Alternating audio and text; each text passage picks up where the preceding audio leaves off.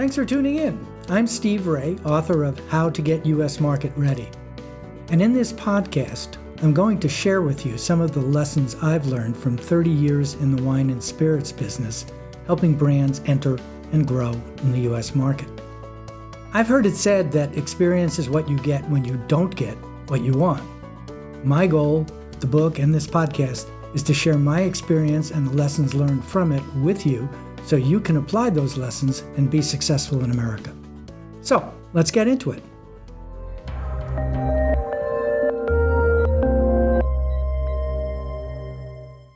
Hi, this is Steve Raye, and welcome to the Italian Wine Podcast.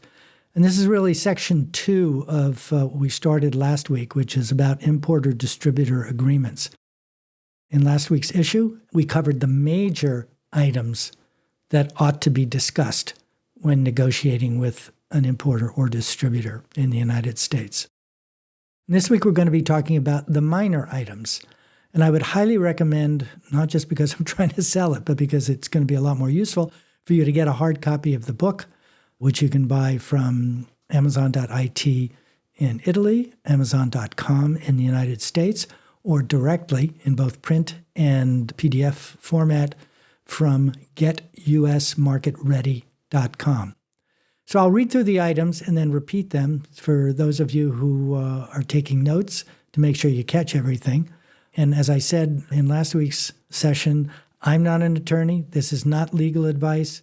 We highly recommend that as you go down this road, that you hire someone, a lawyer with experience in the beverage alcohol market in the U.S.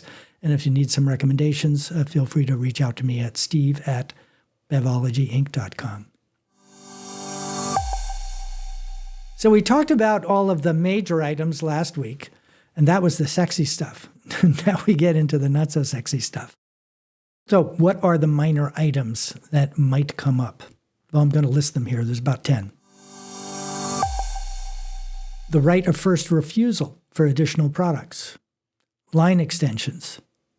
Indemnification for best versus commercially reasonable or industry standard. Those are 3 separate things. Best, commercially reasonable, or industry standard statements of performance. Injunctive release.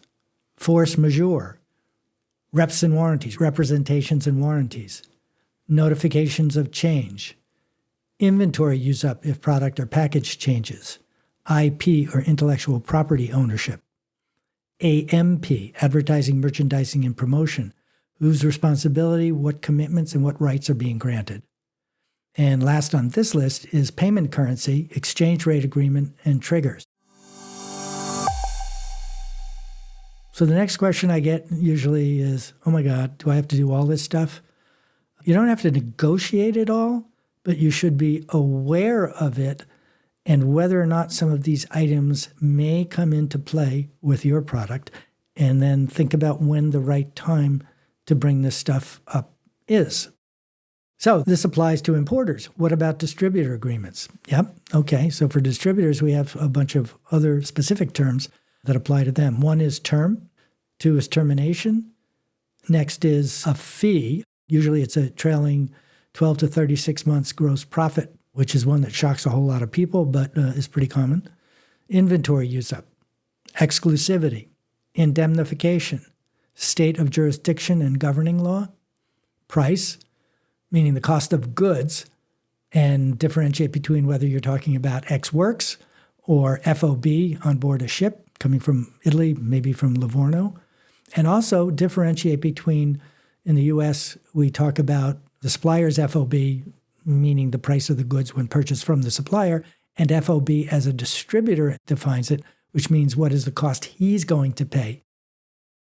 Payment timing is also another one that comes up a lot. Things like data reporting and level of transparency, really important to make sure that you're asking for and getting the kinds of reports that you need. Accounts sold, inventory on hand, velocity, and so on and so forth. So monthly sales and depletions, access to distributor data, access to real-time communications. Many wholesalers, for example, will give you access to their all the data that they have for you as a supplier for excess on your own. And then frequency and level of reporting if that's not the case.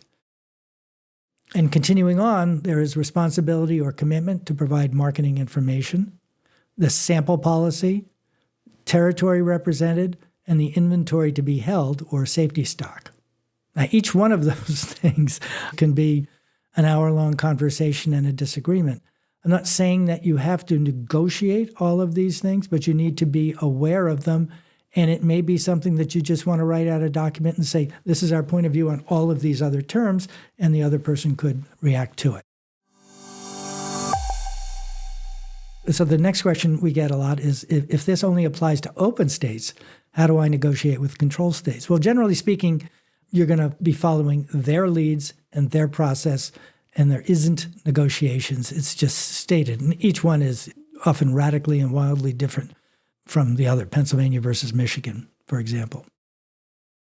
I also hear about, I already have importers, and we have neither a contract nor a written agreement. What should I do? Wow, this is the big one. And more often than not, we hear about it when there is a dispute, which is not the time to not have records of what was agreed upon in the first place. So, of course, it depends on the relationship. If you ask an existing importer for an account sold report when you've never asked for one in the past, chances are they're going to think something's up, like maybe you're going to dump them and pull the brand. So you have to be careful about what you ask for and when you ask for it, because those questions may be fraught with unintended consequences. I recommend that you be upfront with your partners and stress the importance of getting ahead of any problems that might come up down the road, and acknowledge that it's something that should have been discussed initially and you'd like to catch up on it now. If you put a positive spin on it, like understanding where the business is, will allow you to make work-withs that much more effective. Work-withs meaning when you go into the market and work with their distributor reps. But more importantly, it's going to be hard to go back and negotiate or discuss some of these things.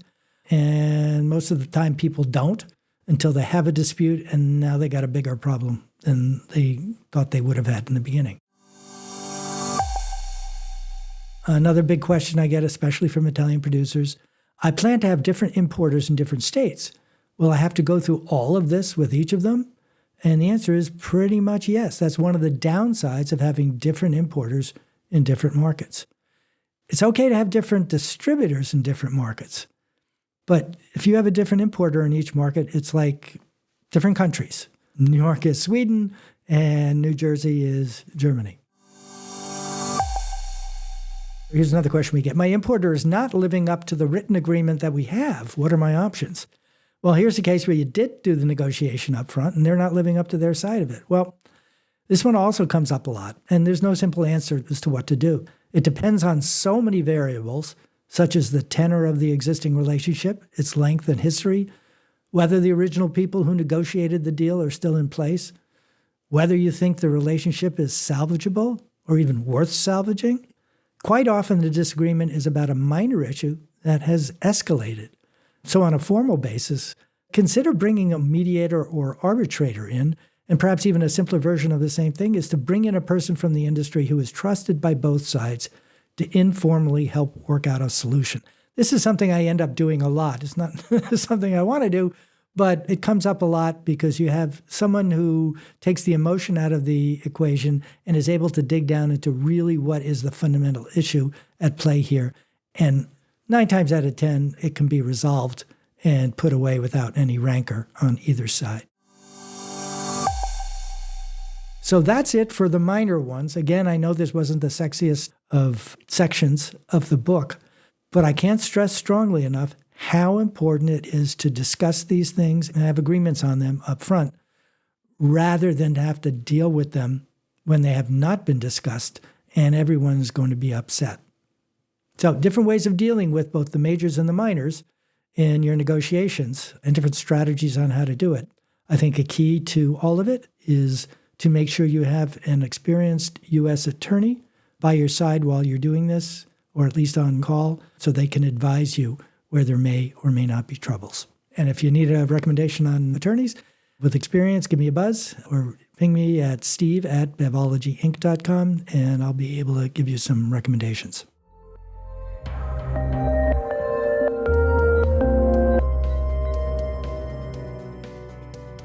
So that's it. Steve Raye signing off on importer and distributor agreements and contracts. And next week, we're going to be talking about trade shows. Thanks again, and thanks for listening to the Italian Wine Podcast.